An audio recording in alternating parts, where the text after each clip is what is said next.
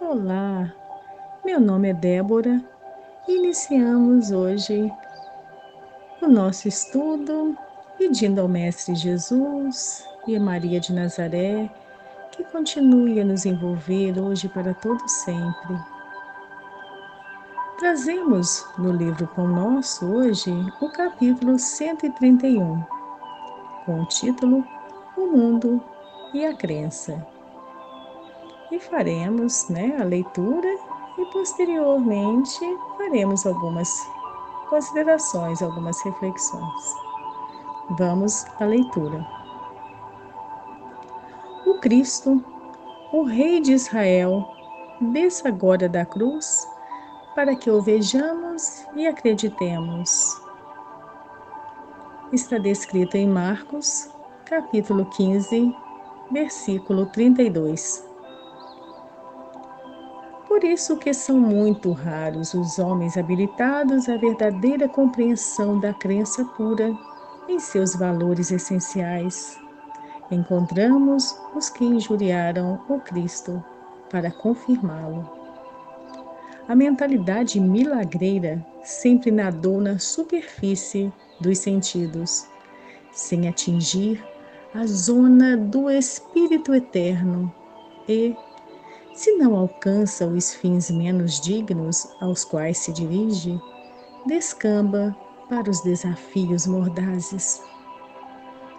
E, no caso do Mestre, as observações não partem somente do populacho. Assevera Marcos que os principais dos sacerdotes, com os escribas, partilhavam dos movimentos insultuosos, como a dizer que intelectualismo não traduz elevação espiritual. Os manifestantes conservavam-se surdos para a boa nova do reino, cegos para a contemplação dos benefícios recebidos, insensíveis ao toque do amor que Jesus endereçara aos corações. Pretendiam apenas um espetáculo. Descesse o Cristo da cruz num passe de mágica e todos os problemas de crença inferior estariam resolvidos. O divino interpelado, contudo, não lhes deu outra resposta, além do silêncio, dando-lhes a entender a magnitude de seu gesto inacessível ao propósito infantil dos inquiridores. Se és discípulo sincero do Evangelho, não te esqueças de que, ainda hoje, a situação não é muito diversa. Trabalha ponderadamente no serviço da fé. Une-te ao Senhor, dá quanto puderes em nome dele e prossegue servindo na extensão do bem, convicto de que o vasto mundo inferior apenas te pedirá maliciosamente distrações e sinais. Finaliza o benfeitor espiritual Emmanuel. Iniciando as nossas considerações, vemos que é interessante como que Emmanuel sempre nos brinda com excelentes colocações. Então vamos refletir hoje, meus irmãos e irmãs, sobre 3 pontos, dividindo em 3 partes o que nós acabamos de ler. Primeiro o título, depois a epígrafe de Marcos, e depois o texto de Emmanuel propriamente dito.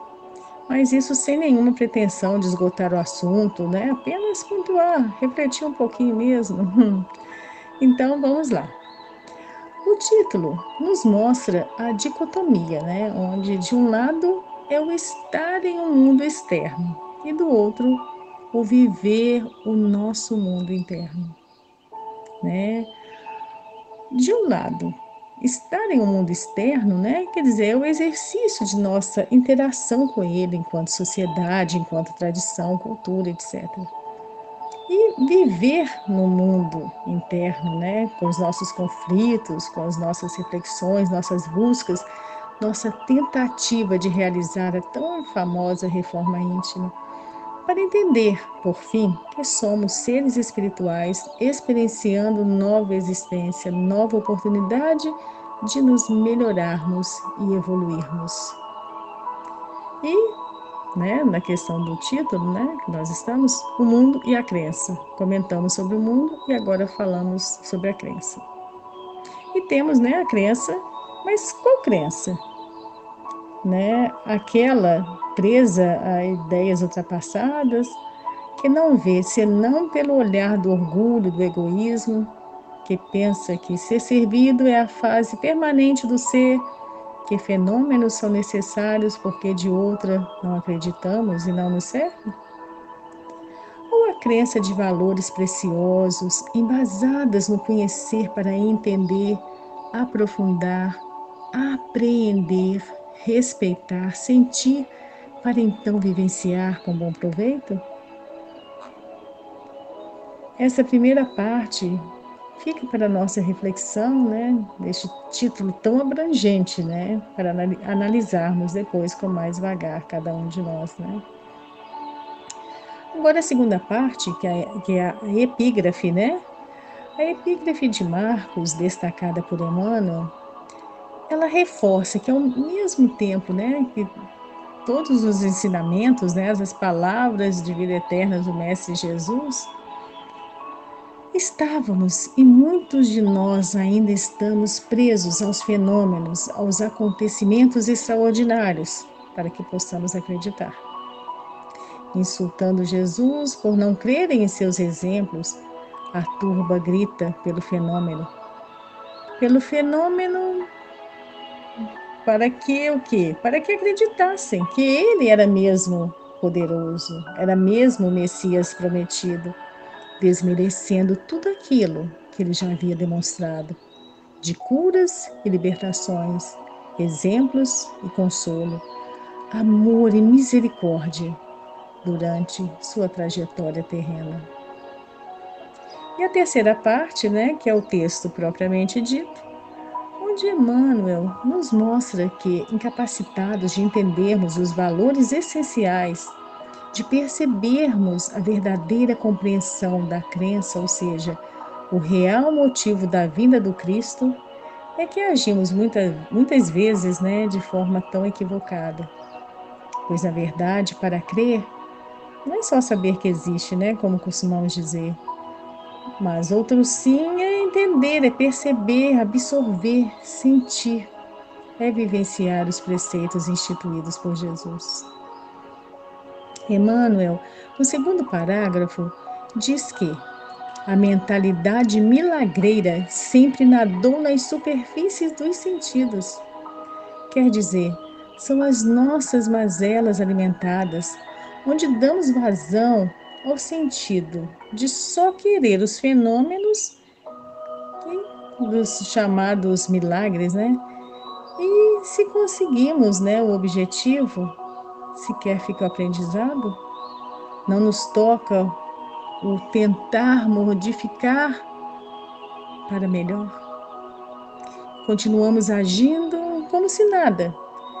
É como no exemplo da parábola do semeador, quando a semente sequer penetra o solo, e se perde no caminho. Quer dizer, não nos toca, não faz a mínima diferença, é como dizer, não fizeram mais do que obrigação em nos servir. E foi o que ocorreu na epígrafe destacada e que ainda é atual, pois, como diz Emmanuel, são muitas vezes, essas solicitações de fins menos dignos ou para desafios mordazes, cruéis, como fizeram com Jesus. E a gente percebe que intelectualmente são precisos naquilo que buscam. Ao pedir, articulam até de forma inteligente, mas ainda sem sentimentos mais nobres, como a humildade, Bem longe do que se vê quando há certa elevação moral. Como exemplo, Emmanuel cita os altos sacerdotes, os escribas, que se encontravam lá incitando o povo para que libertassem Barrabás. tamanha a incapacidade de entenderem a mensagem que nos brindou Jesus. E Emmanuel continua: sem atingir a zona do Espírito Eterno, ou seja, agem com a razão, não permitem o acesso dos sentimentos, porque muitas vezes ainda não está evoluído a este ponto.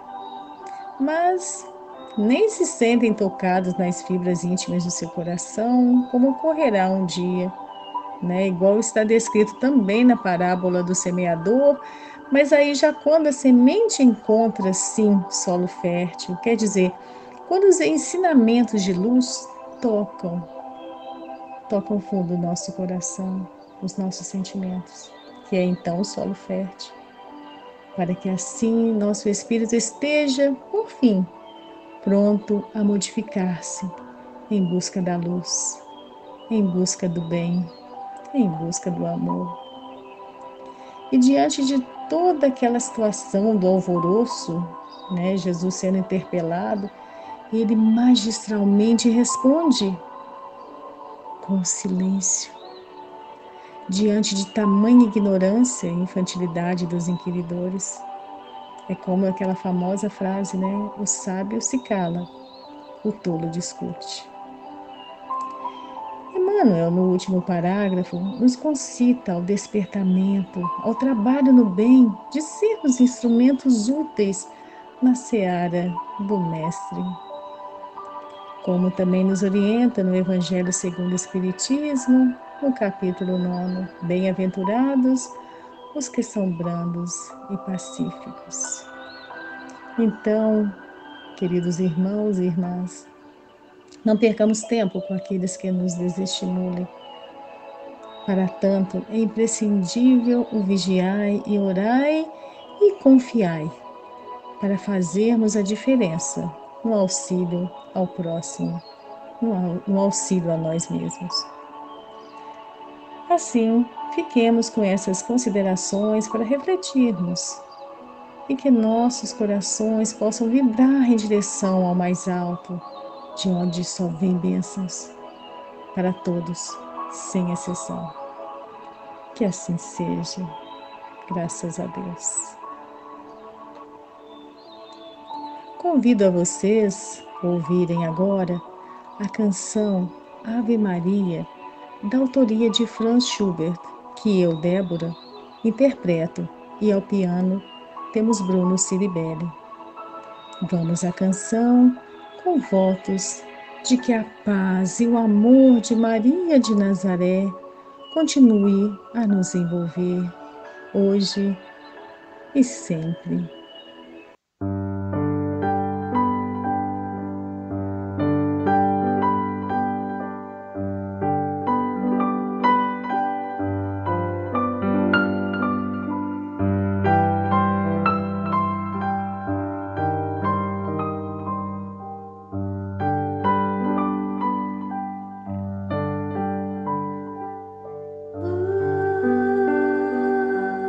Ave Maria.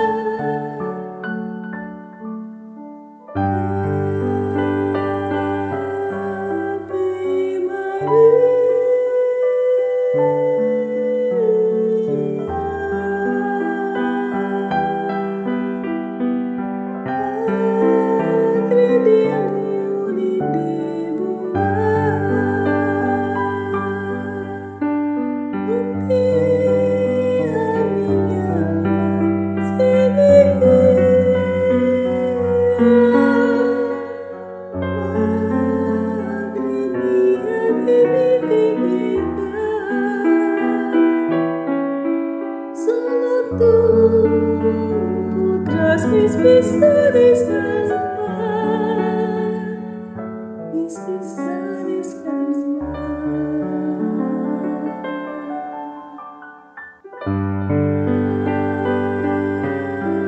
Ave Maria.